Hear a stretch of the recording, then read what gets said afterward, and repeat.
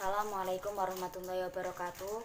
Perkenalkan, kami dari kelompok yang beranggotakan saya Binta Mardiatu Zulfa dengan NIM 430102000042. Kemudian ada Emma Ermilawati dengan NIM 430102000108. Kemudian ada Novita Dwi Riswanti dengan NIM 430102001111. Dan yang terakhir ada Alan Tito dengan NIM 430102000139. Nah, saya Binta Mardiatu Zulfa akan menjelaskan tentang desain grafis komunikasi. Definisi dari desain grafis komunikasi yaitu kata desain memiliki arti merancang atau merencanakan. Kata grafis sendiri mengandung dua pengertian. Yang pertama, graphian secara Latin yang berarti garis atau marka, yang kemudian menjadi graphic art atau komunikasi grafik. Yang kedua, grafisveken bahasa Belanda yang artinya pekerjaan cetak, yang di Indonesia menjadi grafika, diartikan sebagai percetakan. Pengertian desain grafis adalah pekerjaan dalam bidang komunikasi visual yang berhubungan dengan grafika atau cetakan dan pada bidang dua dimensi, statis, yang tidak bergerak dan bukan time-based image. Bidang profesi desain grafis menangani konsep komunikasi grafis, merancang dan menyelaraskan unsur yang ditampilkan dalam desain yang berbentuk huruf, gambar atau foto, elemen grafis, warna, sesuai dengan tujuan komunikasi dan mengawasi produksi cetak. Dalam kerjanya, desainer grafis memberi brief dan mengarahkan kepada ilustrator atau fotografer agar hasil yang diperoleh sesuai dengan rancangan desainnya. Pengetahuan dasar sebagai desainer grafis: yang pertama, pengetahuan, keterampilan, dan kepekaan oleh unsur rupa atau desain. Yang kedua, pengetahuan warna. Yang ketiga, memiliki pengetahuan dan keterampilan dalam tipografi. Dan yang terakhir, memiliki keterampilan menggambar dan kepekaan pada unsur gambar. Di dalam desain grafis terdapat 5 kategori. Yang pertama, printing atau percetakan yang memuat desain buku, majalah, poster, booklet, leaflet, flyer, pamflet, periklanan, dan publikasi lain yang sejenis. Yang kedua, terdapat web design atau desain yang digunakan untuk halaman web, sering juga disebut dengan desain interaktif. Yang ketiga, terdapat film. Dalam film, TV komersial, animasi, dan multimedia mencakup dalam film tersebut. Yang keempat, terdapat identifikasi atau logo. IGD yang merupakan desain profesional yang mencakup desain industri seperti iklan, branding, company profile, dan lain-lain. Dan yang terakhir, terdapat desain produk, pemaketan, kemasan, dan sebagainya. Untuk materi yang kedua akan dilanjutkan oleh teman-teman saya. Ya, selanjutnya, sebelumnya saya perkenalkan diri saya sendiri, yaitu saya Alan Tita Pratama dengan nomor mahasiswa 430102000139. Saya akan sedikit melanjutkan apa yang sudah disampaikan oleh teman saya, yaitu yang selanjutnya adalah peranan desain grafis pada media. Desain grafis adalah ilmu yang mempelajari dan menggambarkan bahasa visual atau salah satunya untuk keperluan informasi atau komunikasi dari pelontar pesan, produk, jasa, atau gagasan kepada sasaran atau audiens secara komunikatif atau persuasif dengan tujuan untuk dipublikasikan atau promosi dan pemasaran menggunakan media informasi, misalnya televisi, website, majalah, surat kabar, atau brosur. Agar pesan dapat efektif dipahami atau mudah dipahami oleh audiens, kita memerlukan beberapa apa yang harus kita penuhi. Yang pertama adalah komunikatif. Ada 5 cara untuk membuat karya visual menjadi komunikatif bagi audiens. Yang pertama yaitu visualisasi mendukung agar mudah diterima oleh sasaran. Yang kedua adalah pelajari pesan yang akan disampaikan secara mendalam. Yang ketiga adalah pelajari kebiasaan dan hal-hal yang diminati atau disukai oleh sasaran yang berkaitan dengan hal visual tersebut. Dan yang keempat adalah olah pesan atau verbal menjadi pesan visual dengan memperhatikan tanda-tanda pesan visual yang dipahami publik. Jadi menggunakan bahasa yang mudah dipahami atau umum untuk dipublikasikan. Yang terakhir adalah buatlah sederhana dan menarik. Dan yang kedua adalah kreatif. Kreatif visualisasi diharapkan disajikan secara unik dan tidak glance atau sering digunakan agar menarik perhatian. Yang kedua adalah rancangan elemen desain grafis atau objek, warna, huruf, dan layout. Dibuat secara asli atau original, tidak editan. Yang ketiga adalah penjelasan pesan disusun secara sistematis. Yang keempat adalah kemudahan informasi didukung oleh navigasi dengan susunan tata letak yang luas tanpa meninggalkan kaidah komunikasi dan keindahannya. Yang selanjutnya adalah sederhana. Visualisasi tidak rumit supaya kejelasan isi pesan mudah diterima dan diingat. Dan kedua adalah mengembangkan yang kompleks dapat menimbulkan ciri yang khas terhadap suatu elemen visual. Yang ketiga adalah hal itu akan lebih cepat menimbulkan kebosanan visual. Yang keempat adalah prinsip generasi diperlukan untuk menyederhanakan elemen visual menjadi elemen yang paling mendasar sehingga menimbulkan persepsi yang lebih luas dan lebih berumur panjang. Yang selanjutnya adalah kesatuan atau unity. Penjelasannya adalah penggunaan bahasa visual yang harmonis, utuh, dan senada agar materi pesan dipersepsi secara utuh, yang menyatu dan harmonis di dalam sebuah karya grafis. Ya, selanjutnya adalah penggambaran objek dalam bentuk foto yang berperspektif. Gambaran dapat berupa fotografi atau gambar, informasi berupa tabel ataupun diagram, dan gambar bergerak, animasi ataupun film. Yang kedua adalah gambar dapat diklasifikasi sebagai gambar latar belakang, desain atau gambar objek dapat diperjelas atau dapat diinformasikan. Yang selanjutnya adalah penggambaran objek dalam bentuk image yang persuasif. Dan selanjutnya dalam memilih desain grafis kita juga harus memperhatikan pemilihan warna yang sesuai agar tidak membosan para audien itu. Jadi desain grafis itu tidak umurnya bisa panjang. Yang selanjutnya adalah tipografi atau font atau susunan huruf. Untuk visualisasi bahasa verbal agar didukung isi pesan baik secara fungsi keterbacaan maupun fungsi psikologisnya. Digunakan untuk tipografi secara kreatif sesuai dengan keperluan dan tidak berlebihan. Yang selanjutnya kita harus melakukan tata letak atau layout. Layout adalah usaha untuk membentuk dan menata unsur-unsur grafis, teks, dan gambar menjadi media komunikasi yang efektif. Jika data atau unsur grafis dan warna yang akan dipakai telah dipastikan sebelumnya, selanjutnya kita dapat melakukan proses layouting. Yang selanjutnya juga adalah unsur visual bergerak. Unsur visual bergerak yaitu animasi ataupun movie yang digunakan sebagai daya tarik di media televisi, web, ataupun gadget. Yang selanjutnya navigasi atau icon dari media grafis tersebut. Ikon navigasi berfungsi sebagai tanda atau mengeksekusi atau arah atau tujuan yang dikehendaki, maka digunakan ikon navigasi yang akrab dan konsisten agar efektif dalam penggunaannya. Yang selanjutnya adalah rangkuman yang saya ambil dari tersebut adalah yang pertama, desain grafis adalah penyusunan dan perancangan unsur visual menjadi informasi yang dimengerti publik ataupun masyarakat.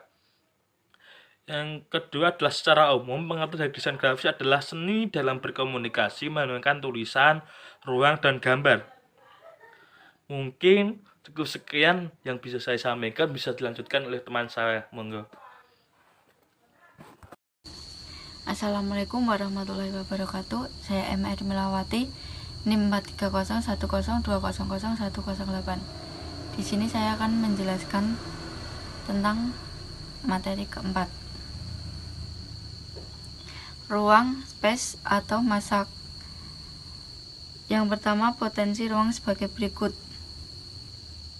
Ruang menjadi pengembangan bidang yang menjadi bidang lain, tetapi tidak hanya sekedar bidang baru. Ruang harus memiliki dimensi sehingga melahirkan berat atau massa pada bidang baru yang disebut ruang. Sebuah bentuk 3 dimensi dapat digambarkan pada permukaan papar yang terdiri atas beberapa bentuk 2 dimensi. Selain membentuk nuansa 3 dimensi, ruang juga dapat memperlihatkan penggabungan bentuk dari sisi atau cara pandang yang berbeda. Yang kedua, ruang kosong dimanfaatkan agar rancangan tidak terlalu penuh. Ruang kosong dimanfaatkan sebagai pemisah. Terang bayang atau gradasi. Terang bayang adalah sebuah komponen desain grafis yang merupakan permainan biru dalam bentuk ranah atau lingkup arsir. Dari penambahan elemen arsir tersebut biasanya adalah efek gradiasi. Bentuk yang dikembangkan akan memiliki nuansa realistik yang diambil dari prinsip jatuhnya unsur gelap terang pada sebuah benda.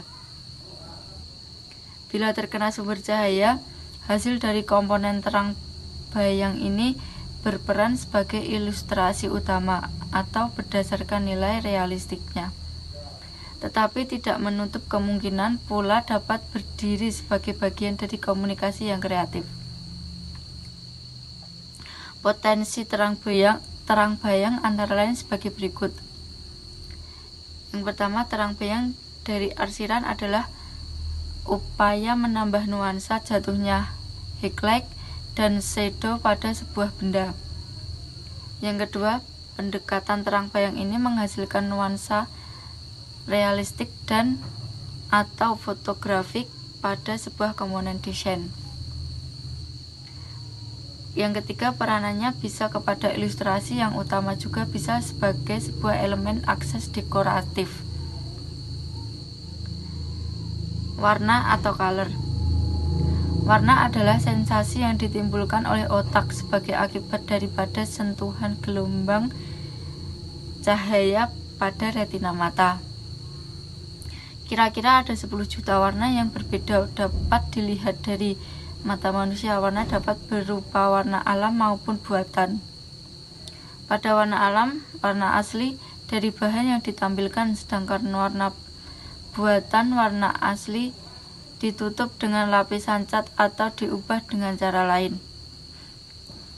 Selain itu, ada warna yang disebut sebagai warna pigmen atau dihasilkan dari percampuran tinta atau cat. Dan warna cahaya dihasilkan dari sinar, seperti layar monitor, layar televisi, layar handphone. Warna pada dasar keilmuan desain grafis mengacu pada lingkaran warna pigmen atau subtraktif yang membagi warna dasar atau primer menjadi merah, kuning, dan biru. Kemudian masuk dalam turunan pertama atau sekunder dan seterusnya. Sementara dalam pekerjaan yang berhubungan dengan layar atau animasi, televisi, website desain mengacu pada lingkaran warna cahaya additif. Potensi warna dalam desain grafis antara lain sebagai berikut. Yang pertama, warna serta nilai gelap dan terangnya dapat dimanfaatkan untuk memberikan kesan berat ringan benda, volume ke dalam komposisi, dan sebagainya. Warna menciptakan suasana, mood, sifat, karakter tertentu pada rancangan. desainer grafis harus cerdas dalam menentukan warna yang cocok dalam perancangan. Pemilihan warna dapat ditentukan dari konsep analisis dan strategi yang ditentukan sebelumnya. Jika konsep warna sudah didapatkan dari proses analisa dan strategi, pekerjaan akan lebih mudah dan terarah. Yang selanjutnya, tekstur. Tekstur adalah sebuah komponen desain grafis yang merupakan tampilan, karakteristik, gambaran, representasi sifat dari suatu permukaan. Tekstur dapat dibiarkan sebagaimana adanya atau diolah secara khusus menurut kehendak perancangnya. Permukaan dapat polos, bersisik, licin, kasar, pudar, kusam, kilap, lembut, halus, berlendir, terasa gatal, berbulu dan lain-lain. Tekstur merupakan salah satu unsur seni yang unik karena ia dapat mengaktifkan dua proses penginderaan sekaligus atau visual dan raba.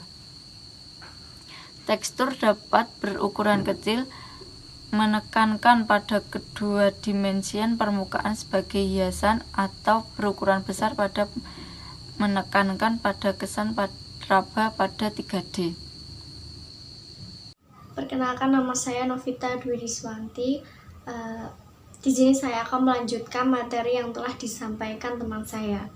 Di sini saya akan menjelaskan tentang prinsip desain grafis dan proses rancangan desain grafis. Pertama-tama saya akan menjelaskan prinsip desain grafis terlebih dahulu. Yang pertama, komposisi. Pada dasarnya, mendesain adalah hasil penyusunan, pengalaman visual, dan emosional dengan memperhatikan elemen-elemen dan prinsip-prinsip yang telah dituangkan dalam satu kesatuan komposisi yang mantap. Komposisi sendiri berasal dari bahasa Latin, yakni componere, yang artinya penggabungan. Jadi, suatu komposisi merupakan penggabungan dari banyak bagian menjadi suatu bentuk yang serasi. Yang kedua, keseimbangan. Keseimbangan dapat dicapai dengan menampilkan unsur-unsur desain seperti bentuk, ukuran, warna, dan tekstur agar unsur-unsur yang ada dikomposisikan dengan serasi dan memberi kesan yang mantap. Secara garis besar, sifat keseimbangan terbagi menjadi dua, keseimbangan nyata dan keseimbangan tak nyata. Sedangkan menurut bentuk keseimbangan terbagi menjadi dua, yakni simetris dan asimetris. Simetris memiliki arti memiliki bentuk yang sama, baik posisi, letak, ukuran. Sebaliknya, asimetris memiliki posisi, letak, ukuran yang tidak sama, yakni maksudnya adalah bervariatif. Dirancang secara bervariatif untuk mencapai kedinamisan, memberi kesan yang seimbang. Keuntungannya agar terlihat estetik dan juga untuk mengurangi kejenuhan. Yang ketiga, irama atau gerakan merupakan upaya memvisualisasikan unsur gerak pada media grafis yang statis. Secara psikologi, mata manusia akan mengarah dari unsur yang gelap ke yang terang, dan area yang kompleks ke area yang sederhana. Yang keempat, perbandingan atau proporsional. Perbandingan merupakan salah satu prinsip menentukan baik tidaknya suatu komposisi, baik dari perbandingan ukuran, perbandingan posisi, perbandingan ruang yang berrelasi dengan satuan ukuran seperti panjang, lebar, tinggi. Selanjutnya, nomor 5, kesatuan. Kesatuan adalah penggabungan elemen-elemen atau unsur-unsur desain dengan memperhatikan keseimbangan, irama, perbandingan, dan semuanya dalam suatu komposisi yang utuh agar nikmat untuk dipandang. Selanjutnya tentang proses rancangan desain grafis. Terdapat 7 proses rancangan desain grafis. Yang pertama, konsep. Konsep ini adalah hasil pemikiran untuk menentukan tujuan, kelayakan, dan sasaran yang dituju. Contohnya, seumpama saya ingin membuat poster edukasi tentang parenting, di mana konsep yang ingin saya ingin buat yakni saya ingin menggunakan bahasa yang mudah dipahami oleh orang tua, dan juga saya ingin memilih warna yang terlihat serasi dan dapat menarik. Lanjut yang kedua, yaitu proses media. Media ini maksudnya adalah untuk mencapai kriteria sasaran yang dituju. Misalnya, saya ingin mempromosikan makanan dengan budget yang terbilang pas-pasan, sehingga media yang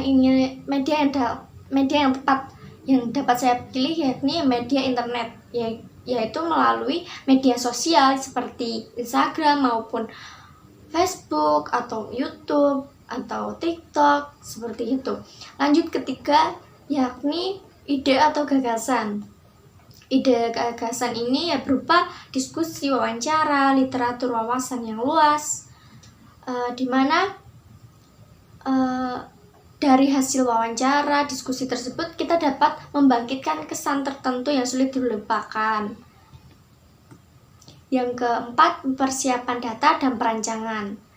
Data yang berupa teks atau gambar terlebih dahulu yang harus kita pilih dan seleksi, dan juga data estetis yang dapat berupa seperti bingkai, garis-garis, ataupun bidang, di mana dalam proses persiapan data dan perancangan ini kita harus menggabungkan data informatif dan data estetis menjadi kesatuan yang utuh.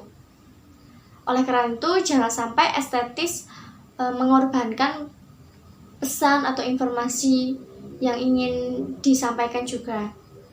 Yang kelima, revisi. Tentunya kita harus melakukan revisi apakah sudah sesuai dengan rencana awalnya, apakah ada perubahan yang perlu kita ubah, apakah sudah sesuai dengan sudut pandang klien, seperti itu. Yang selanjutnya proses final artwork, di mana final artwork ini adalah materi final desain sudah disetujui oleh klien, jadi siap untuk dicetak. Tentunya harus diperhatikan juga dalam ukuran artwork, crop mark, font, resolusi, mode, warna, image link, dan format file. Yang ketujuh, produksi. Setelah desain selesai, sebelum dicetak, tentunya harus memastikan dulu apakah sudah sesuai semuanya warna. Jika sudah sesuai semua, maka dapat kita cetak dan diperbanyak.